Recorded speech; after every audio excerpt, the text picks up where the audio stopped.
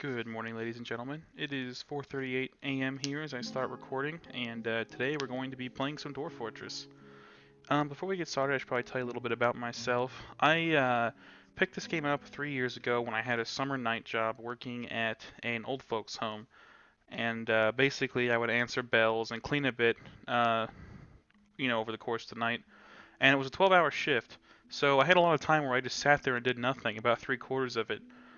And someone mentioned this game to me, and I read the famous tale Boat Murdered, and I decided, well, I have to get into this game. So I took the time to learn it, and studied it over the course of that summer I worked that job. I came out the other end with a small understanding of the game. Since then, over the past 3 years, I've picked the game up and put it down, and I've decided that I've got enough knowledge of the game now that I'd like to make a small YouTube series based on it. Um, I'm not an expert at it. I don't know a lot of the intricate workings, but I've had fortresses that have lasted 5, 6, 7, 8 years, and I have enough knowledge of it that I think it'd be interesting to watch. So what we're going to set out to do today is obviously create a new world, and we're going to make a pretty basic world. Um, World size medium. We're going to do history medium, and our civs number of civilizations is going to be high. Number of sites is going to be high, beast high, savagery high, and we're going to knock the mineral occurrence up to frequent. We're going to go ahead and let that start generating. I won't sit here and make you watch the whole thing, but while it's happening, it'd be a good time to explain a bit of who I am. This YouTube channel is not supposed to be something I ever want to profit from. It's more of just a hobby. And I've had people, I've talked to people on Reddit and various websites and forums about the game who said it'd be interesting just to watch, a little Let's Play like this. And I know that there's people out there who are better at the game and, play it more than me, but, maybe I can add some variety to the genre of video making that comes with Dwarf Fortress. I play the game maybe a little slower than most people. I don't crawl with it, but I like to look through the combat logs and kind of, read through them and then sit there for a second and go, okay, here is exactly what happened, and kind of deliberate over just how the game tells stories, because that's really what you're supposed to get out of it to me, is just how ridiculous and intricate and interesting some of the stories of this game can be. And yeah, I don't want to drone on about it, so I guess I'll cut back to when this is done generating. And welcome back. We have finished generating the world up to a point that I'd like to play in it. I like to start the game out in the Age of Myth. It's what I'm comfortable with, and as a first playthrough, I think that'd be a good place to start. So here we've got Slazgo Sagas, which is the Universe of Dawn. That is where we're going to be playing. It looks like we have quite a few evil sites for a medium-sized world, lots of desert. Um, and I usually like to snuggle up against the mountain when I go ahead and embark. So we're going to use the world as it currently exists, even though it's only at 135 years. The Age of Myth is just interesting. You get lots of forgotten beasts, lots of creatures of ancient age that can come and decide to absolutely annihilate everything you love. And three-quarters of this game is reading everything you love getting annihilated and just reveling in watching other people get slaughtered. There's something quite cruel and very human about it all, I suppose. So it's going to go ahead and save here, and then we're going to go ahead and build our little Embark profile. And I am quite famous. I've streamed the game before at screwing up the Embark profile and forgetting things, so hopefully we won't do that this time. And yeah, I'd love it for you guys to leave some comments and, discuss how you think I could play the game better, because I'm all about constructive criticism, but I don't always listen to it. Sometimes I have a knack at playing games and doing things in a certain way that cause it to be a little more difficult. So we're going to go ahead and start playing, and we're going to Dwarf Fortress in our region here. And yeah, we're going to start building our profile. It's going to run us through the beginning of the timeline here. Granite being the first month of Dwarf Fortress, which takes place in spring. And it's going to take us up to the 15th day, where it's going to drop us in and allow us to create a thing of supplies we can go out into our world with. Except I forgot, for some reason, I totally spaced it. We have to decide where we're going to embark. I think I might have just accidentally moused over a good place to go ahead and start out here. We've got a good temperature. We've got woodland. Untamed Wilds. I've never actually embarked there, but I know it can usually be pretty mild. We got clay, deep soil, shallow metals, deep metals, flux stone, and no aquifer. I think we're going to embark here. That was a lucky mouse over, I guess. Really quickly, we're going to see we've got goblins, so there's things to fight. And yeah, that's usually all I look for. So we're going to go ahead and embark and prepare for this journey carefully. So I like to start with 3 miners. I've learned that's a good way to carve into the mountain quickly and situate yourself nicely. We're also going to have a carpenter. We need a woodcutter, which is usually up here at the top if I'm not mistaken, but it appears I am mistaken. Woodburner. And I actually started out one time with a bunch of dwarves who were good at fighting, and I thought that maybe, that would help with some of the early attacks you get, but I've really found that by the time the early attacks come, you usually have somewhat of either a gate set up or some early defenses that allow you to defend yourself relatively easily. This next person, we're going to have a brewer and a cook, because just in case you don't get any migrants for some reason, it's a good idea to be able to get the things we need to survive. And last but not least, this one's usually a little bit of a throw for me. I like to get a farmer, which I believe goes by grower. Yeah, so we're going to have a grower. And I think that's really all we're going to need to get totally started here. I'm probably forgetting something really important, but I suppose we'll figure that out. We need to bring 3 copper picks because we're going to start with 3 miners. We've got our battle axes, our anvil, wine, beer, rum. That's all good. Usually I roll with what is in the basic Embark profile. I like to bring, a lot of people don't, but I do like to bring cats because they do kill our rodents. And if there was a bit of a cat explosion, we can always butcher them. And I'm going to go down here and I'm going to grab us 3 hens. And probably just 1 rooster.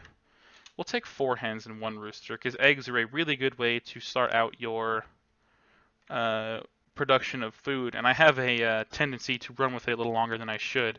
All my dwarves running around only eating poached eggs and biscuits their entire lives, which to some may seem like a dull existence, but I could see it being rather cozy. And I guess we could probably bring some dogs as well. We can train war dogs. Not quite as great as war crocodiles, but they do get the job done. Oh, we can only bring a female. Maybe if I drop a hen, we are able to bring both. Get rid of our hen here. And we're going to get our war dog and, oh my bad, our female dog and our male dog, which is up here at the top. Nope, can't quite afford it. We'll drop 1 more hen then. It is worth having a mating pair of dogs, I've found, and eventually you can eat them, which seems a little messed up, but again, I think it's worth it. Sorry, I had to double check and make sure I was recording. I hadn't just sat here talking to my screen alone. It wouldn't be the first time I've done that. Alright, so we're going to check out the name of our fort. This is our fortress name, correct? Not our group name? Yeah, so I'm going to write this down to take notes. So we got Temesia. That's going to be our fortress name. Temesia. Seems kind of grand, doesn't it? And our dwarves, our group name that is setting out is the Ekru Guild, which is Utal Domus. And I made the mistake of not grabbing the, yeah, here we go. The dwarven name of our fortress, Melbilallas. Melbilallas, which means Temesia, which I'm not quite sure what exactly that means. It doesn't look like it means much of anything, so we're just going to roll with it. And yeah, maybe they're speaking gibberish. Sounds good to me. So we're going to go ahead and embark. 4 points. If it really wants us to allocate those, we can grab some more plump helmet spawn. We'll just grab 4 more, yeah? There, now it shouldn't yell at us about it. Okay, so we're going to set out here and prepare for the journey. You have arrived. After a journey from the mountain homes into the forbidding wilderness beyond, your harsh trek has finally ended. Your party of 7 is to make an outpost for the glory of all of Abin Minko. There are almost no supplies left, but with stout labor comes sustenance. Whether by bolt, plow, or hook, provide for your dwarves. Oh, I like how it says for your dwarves. This is my responsibility, not the dwarves' responsibility. You are expecting a supply caravan just before winter entombs you, but it is spring now. Enough time to delve secure lodgings, ere the black bear men get hungry. Wonderful, so that's going to be our wildlife, black bear men. A new chapter of dwarven history begins here, at this place. Melbilallas, Temesia, strike the earth. And strike the earth we shall. Gonna immediately start out by saving the game. This is usually a good idea because Dwarf Fortress tends to like to crash. Now might be an important time to mention also, we are playing vanilla, which is something I am a little new to. I practiced for a few hours before I jumped in, kind of learned the labor system a bit. Unless I'm mistaken, the only way I've found to properly keep track of labors in an organized way is to keep a notepad. So I've got a text document open up over here, and I will throw it up here anytime we're deliberating, what dwarves gonna do what. So we're gonna continue playing our second region, and it's gonna load us in here, plop us down. All right. Now I swore we were starting next to a mountain. It appears we have one here.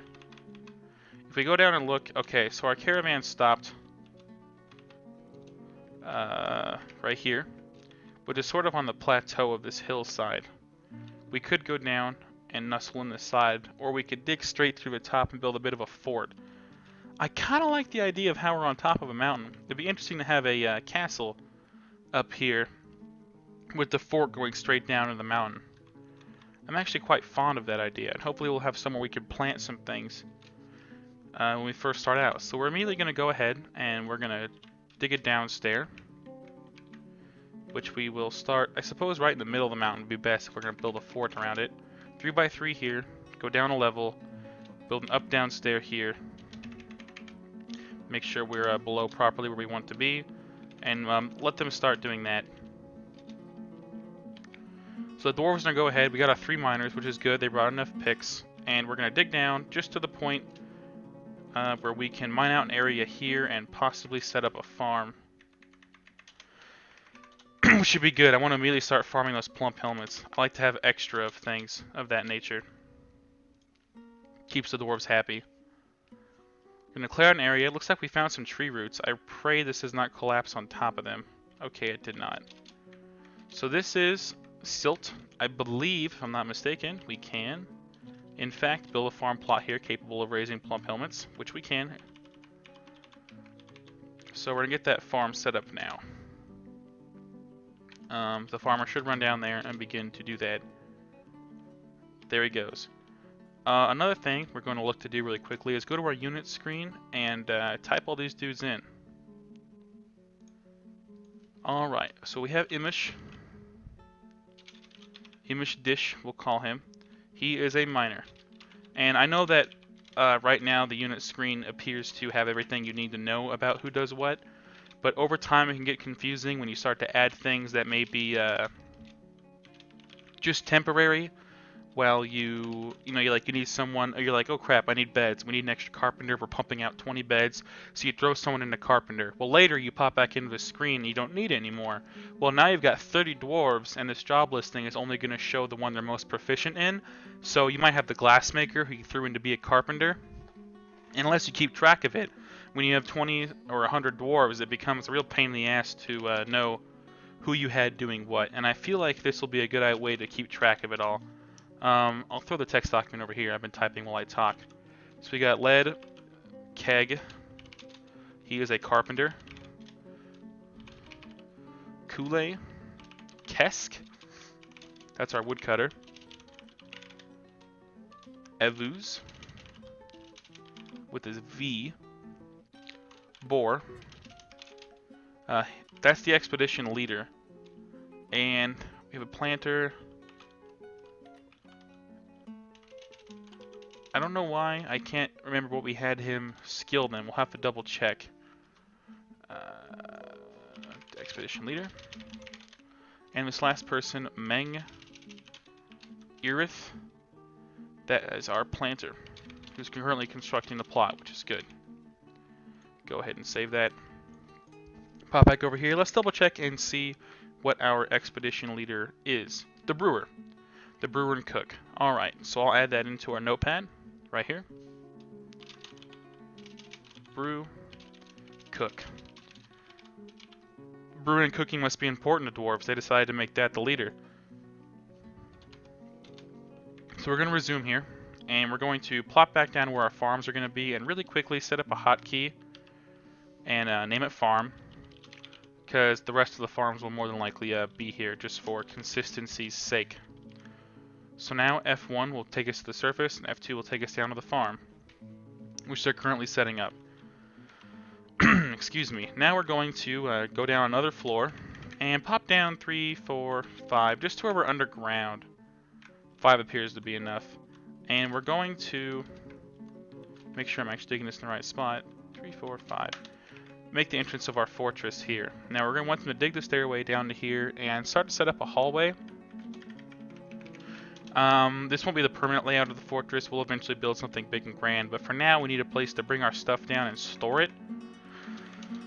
Which in here would be a good idea. And get some workshops set up as well. I usually like to do the classic 3x3 rooms for that and then link them together. And again, if you have any recommendations on how to make things more efficient for the future, I'd love to know. This game really is something magical for me. So just to build a small audience of people willing to talk would be a bit of a dream. A hobby dream. So we're going to go down here, make this next hotkey a zoom in for here, and we'll make the name main floor, which I might cut short, but we'll get the idea. Test that real quick. Alright. Dwarves are happily running downstairs to start mining that, which makes me happy. Now if I was smart about this, we could probably set up a space on the surface to immediately start making bins and things to store, but I think we'll be alright here. We got 3 miners, so we'll be able to clear things out pretty quickly. Got a cat running downstairs. Let's see really quickly. This Y is a yak who pulled our wagon, and we got our dogs running out here. Probably bring some water up here to drink while I'm talking. I'm not used to orating. Because when you're streaming, sometimes you sit there for just a few seconds and don't say anything, but the constant talking for this video is making my throat dry. So I'm sorry if my voice cuts out or cracks. Alright, so we got some space cleared out for the workshops there already. We're going to go ahead and throw together the carpenter's workshop. So someone should come downstairs and start to do that. Also a kitchen is a good idea, and a still is a good idea. Oh, so waiting for him to clear out that last bit of rock there. Alright, he finished. Let's get the still.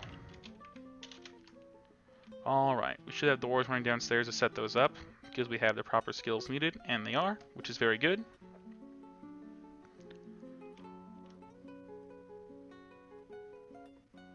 Man, the ASCII, it should just grow on you quickly. It's funny, because anyone of my friends come up here and they look at this, a lot of them have no idea what's going on, but you just look past it. You see dwarves running through hallways, other people see what looks like a crazy schizophrenic man staring at his monitor to nothing.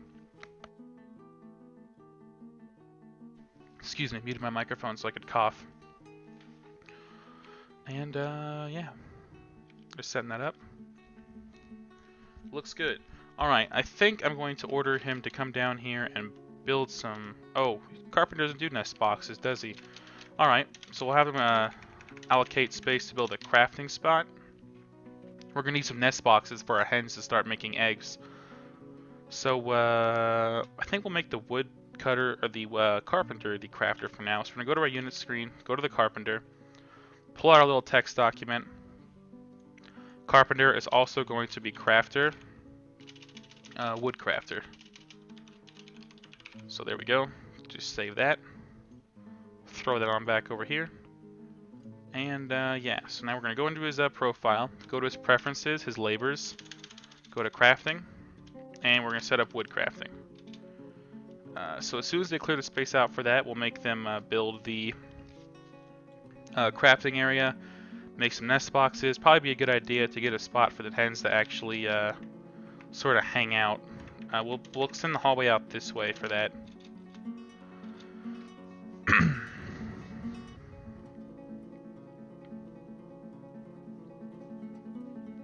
So they're still digging away.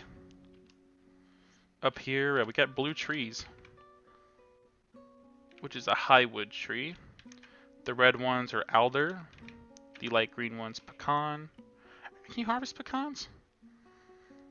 Get some candied pecans, make some dwarf coffee. I don't think they like that. Coffee tends to sober you up, and dwarves seem happy with running around drunk, throwing their pants off, hitting things with their socks. Again, people frown upon the dwarf life, but honestly, I'd be comfortable there. Seeing nothing, you know, they have their parties in the lunchroom. I mean, I see nothing wrong with it. Before I forget, I'm going to come up here and I'm going to assign all the seasons to be planting plump helmets here in this farm. Give our farmer something to do. And yeah, so once we unpause, we'll make sure he goes to do that. Planter, plant seeds, good, good. Alright, so we're gonna get that crafting area set up now. Build, workshop. Don't remember the one off the top of my head for crafter. R. This big monitor, sometimes it's hard to run your eyes across and see what key corresponds to what. Alright. The cat ran upstairs. For a second I thought he was gonna go build our craft store station. It'd be nice. Cats should get jobs, paying rent. Seems like a good idea. We're gonna set up this stockpile for to bring everything inside. Press Q, come in here, go to settings. What do we want? What do we don't want? We want animals, we want food, furniture, not corpses and refuse. I don't want stone in there. We'll make a separate one for that just to clear it out. Ammo. No gems. No wood. We'll have a separate one for that. Alright. And we're going to assign some bins and barrels here. There we go. Okay, got our craft store station finished. We're going to go ahead and set up some wood nest boxes to be made. I think we brought... I don't remember how many hens we brought. How many did we bring? 2. Well, I guess we don't need 4 boxes yet. Although, you know, we'll be ahead for when some hatch. We struck clear garnet, squirrel, blue garnet, and yellow sespartine. Gems. Rock. Useless things of that nature. Alrighty. So, we're gonna clear out that area for those hens to live, and I think after that, we're gonna go ahead and wrap it up, but we'll get that room built first, get our hens inside. I'll sleep easy knowing that my hens have a good place to live, don't want to abuse them. Make this a little larger. Alright. Now, our craft dwarf, who is the carpenter, has no job. I find that hard to believe. Did he already make the nest boxes? Oh, we need logs. It's yelling at me down there. Alright, gotta cut some trees down. Can't make things out of wood if you don't have wood. Don't know what I was thinking. I wish there was a way you could rush designations. That would make this game run flow a lot easier. Still bringing things downstairs. If we wanted to make this a little quicker, we could make the woodcutter not capable of hauling. But I don't think they should have that much stuff to bring inside, so we'll just let them go ahead and do that.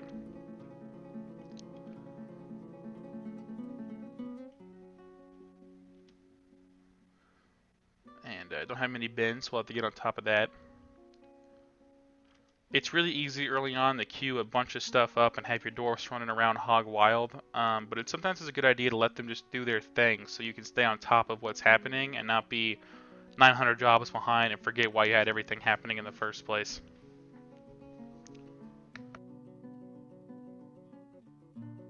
It's sort of easy to clog down what they should be doing. Alright, there he is. He ran out there to cut the tree down. We got some logs. We'll probably have to queue up some nest boxes here, but he has the things to do it now. And now that that's there, we can make him expedite that process for us.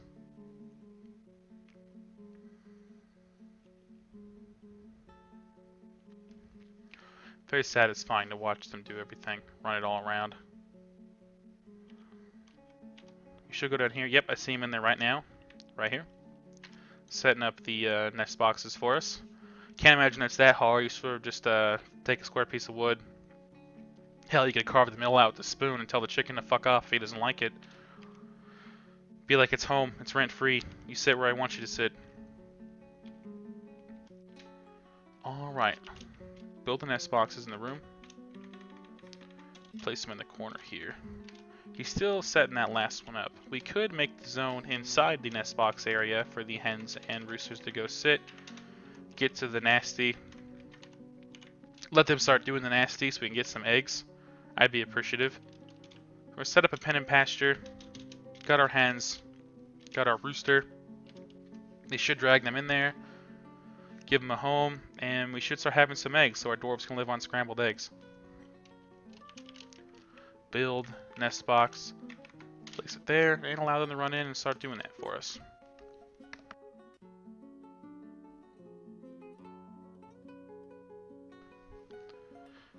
Alrighty.